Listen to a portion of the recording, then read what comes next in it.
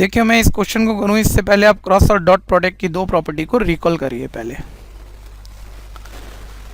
हमने 3D vector करते हुए ऑलरेडी समझा हुआ है, एक क्रॉस प्रोडक्ट का रिजल्ट हमने वहाँ ऑलरेडी समझा था, जिसे मैं सर्कुलर रोटेशन पे लिखते हुए आपको दोबारा रिकॉल करा दूँ। यहाँ ध्यान देना, हम एंटी क्लॉक रोटेशन की बात कर रहे हैं। आई क्रॉस जे, अगर दो वेक्टर म्यूचुअली परपेंडिकुलर वेक्टर हैं तो याद कीजिए आई क्रॉस जे, आई से जे का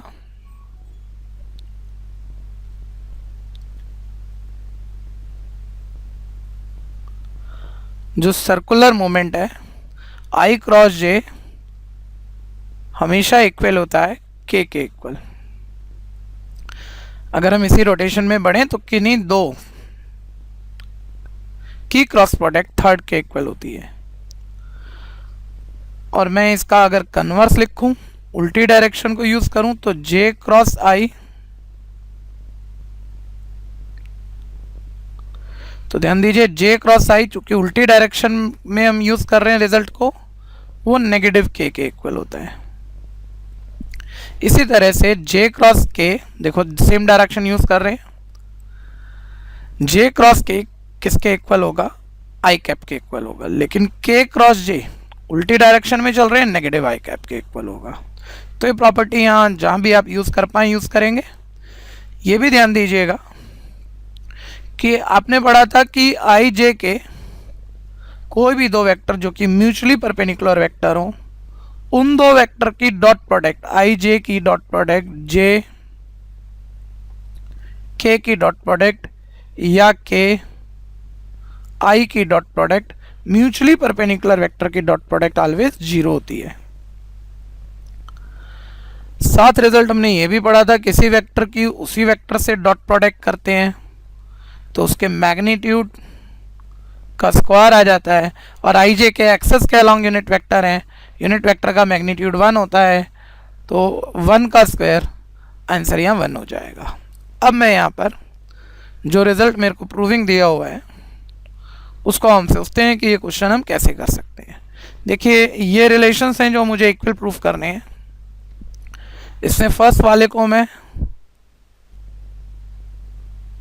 L1, सेकेंड वाले को मैं L2, थर्ड वाले को L3 और फोर्थ वाले को R बोल देता हूँ। और मैं सभी को यहाँ सिंप्लीफाई करता हूँ। L1 है मेरे पास I की, मुझे यहाँ डॉट प्रोडक्ट करनी है K क्रॉस J से। तो क्रॉस प्रोडक्ट में देखिए K cross J, anti clock rotation जिस डायरेक्शन में हमने सर्कुलर ये तीन वेक्टर लिखे हुए हैं उससे उल्टी डायरेक्शन में K cross J result use हुआ है, तो K क्रॉस J इक्वल होगा नेगेटिव ऑफ आई कैप के। तो मैं यहाँ इसकी जगह लिख सकता हूँ negative of I cap.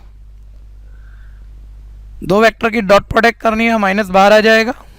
Vector की वेक्टर से डॉट प्रोडक्ट उसका मैग्नीट्यूड का स्क्वायर होता है, यानी आई कैप के मैग्नीट्यूड का स्क्वायर हो जाएगा। आई कैप एक्स एक्सिस के अलॉन्ग यूनिट वेक्टर होता है जिसका मैग्नीट्यूड 1 होता है, 1 का स्क्वायर यहाँ 1 ही आएगा, यानी ये -1 के इक्वल आता है, जो कि मोस्ट राइट साइड के इक्वल है। ऐसे ही आप L2 को सॉल्व करेंगे तो L2 है आपके पास जे कैप की डॉट प्रोडक्ट आपको करनी है आई कैप क्रॉस के कैप से।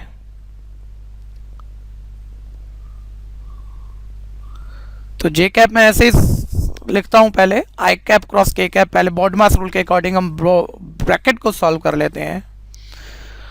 और ध्यान दीजिएगा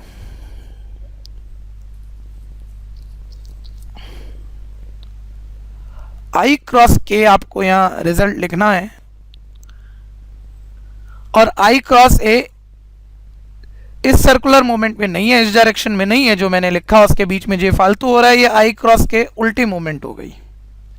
रिवर्स मोमेंट पे आई क्रॉस के जे के नेगेटिव के इक्वल होता है, तो मैं यहाँ माइनस जे कैप लिख सकता हूँ। माइनस यहाँ डॉट प्रोडक्ट में बाहर आ जाएगा, वेक्टर की वेक्टर से डॉट प्रोडक्ट करनी है, ये जे वेक्टर के मैग्नीट्यूड का स्क्वायर हो जाएगा।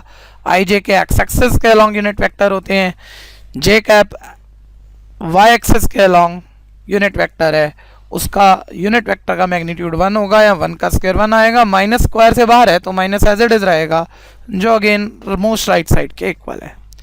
इसी तरह से हम L3 को सॉल्व करेंगे। तो के कैप की डॉट प्रोडक्ट करनी है मेरे को जे कैप क्रॉस आई कैप से। जे आई भी ध्यान दो, ये जो डायरेक्शन मैंने शो की है ये वो डायरेक्शन ना होकर उससे उल्टी डायरेक्शन है, तो जे क्रॉस आई उल्टी डायरेक्शन में थर्ड वेक्टर के नेगेटिव के इक्वल होगा, यानी आप इसे नेगेटिव के कैप लिख सकते हैं। डॉट प्रोडक्ट करेंगे माइनस बाहर आएगा, के की के से डॉट प्रोडक्ट है तो ये वेक्टर के मैग्नीट्यूड का स्क्वायर हो जाएगा। के कैप जेड एक्सेस के लॉन्ग यूनिट वेक्टर है जिसका मैग्नीट्यूड 1 होता है, 1 का स्क्वायर 1 आएगा, नेगेटिव स्क्वायर से बाहर है वो एज इट इज रहेगा, तो ये फिर मोस्ट राइट के इक्वल है। यहाँ पर आप रिलेशन 1, रिलेशन 2 और रिलेशन 3 जो 3 इक्वेशन आपने प्रूफ की हैं फ्रॉम 1 to 3 आप कह सकते हैं कि L1, L2, L3 सभी नेगेटिव 1 के यानी राइट हैंड साइड के या R के इक्वल है।